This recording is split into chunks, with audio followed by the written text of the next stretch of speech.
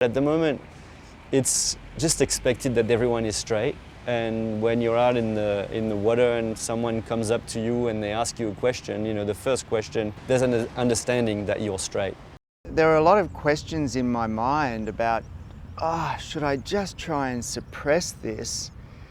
Because I don't know if I want to enter into that world of fear and misunderstanding. So there was no real inspiration to come out at all. I was so different to anybody else that as a young surfer, no one else that surfed was gay, or I didn't see anybody else that was openly gay. So I kind of felt that there were two worlds. There was the gay world and there was the surfing world. And I was completely connected to the surfing world. So I couldn't see how the two would merge at all. There is a lot of sledging out in surfing. Like, you've got to have thick skin. Like, that's a big part of our culture out here where we live. Like, it's Aussie culture as well. You give your mate shit. It's just sort of what you do. The word faggot has just been a derogatory term for, I guess, what we would call a loser. And it's sad in a sense because where it's come from is calling gay people losers.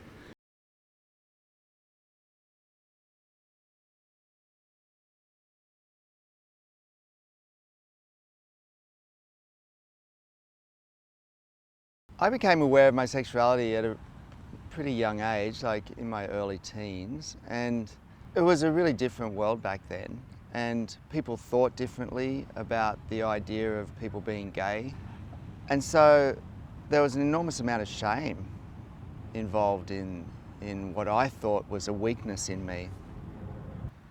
I remember when I came out to my mum, I'd met somebody. I think she found a note that I'd written or something in the laundry when she was doing it one day, and she called me down and she said, "What's this?"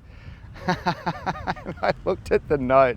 It's like a kid getting busted for smoking or something, like I felt like I'd been busted for doing something wrong.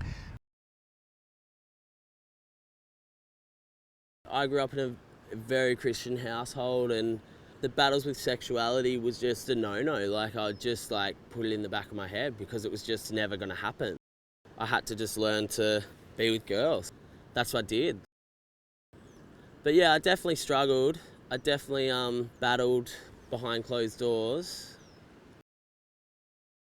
I think I was about 20 when I came out. I had a strong group of mates that, again, I did that thing where I just sort of pushed them away, and I guess it's just that human thing of fear of judgment, really, and so it's easier to control it yourself. So if I was to push them away, I'm in control of the situation, I created a monster, and so I was looking to feed it with negativity. Surely there are other gay surfers in the world, surely. So I thought, well, I'm going to go out and find them. I did the Google search, came across gaysurfers.net, and was just completely blown away that there was a community already started of gay surfers, and there was about 1,000 people in it or something from all around the world. I just had so many questions for these guys. How did they cope with being gay at their local beach? Were they out? How did they get waves when they were together? We had the idea of, let's make a documentary where we actually go and meet these people and talk to them and hear their experiences.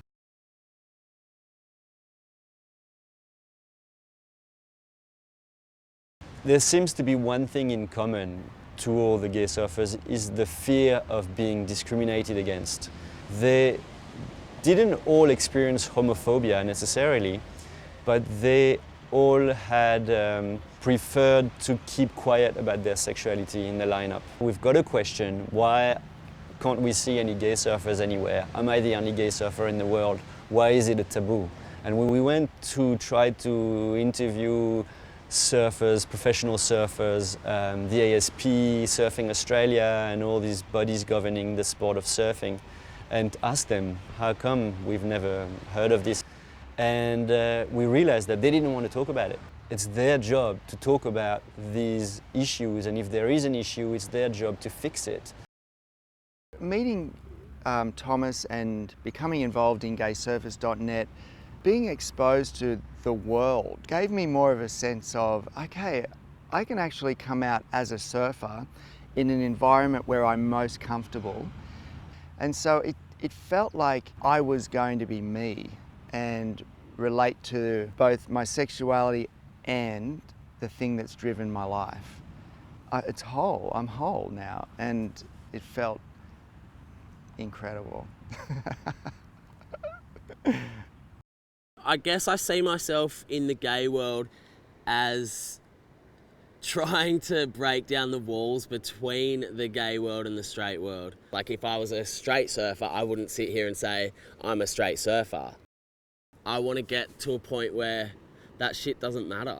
I want the best wave that comes through. I don't care like if it's a young grommy or an old surfer or whatever, I'll like paddle for it, and I'm like, that's what's on my mind out there, not, oh, I wonder if they know I'm gay, or I wonder if they're thinking he shouldn't be out there. Like, I'm hungry for waves, and that's all that matters.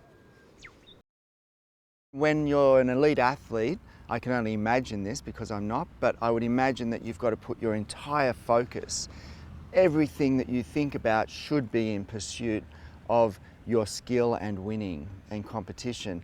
And when you've got the sexuality thing and you're dragging that along with you, that's going to detract from you absolutely fulfilling your goal and your potential.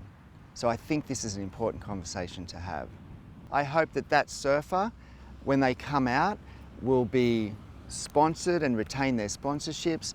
I hope that everything is based around skill level and passion and drive and commitment rather than sexuality. Let's celebrate the diversity in surfing. It's a huge thing, the ocean, and it can accommodate all of humanity.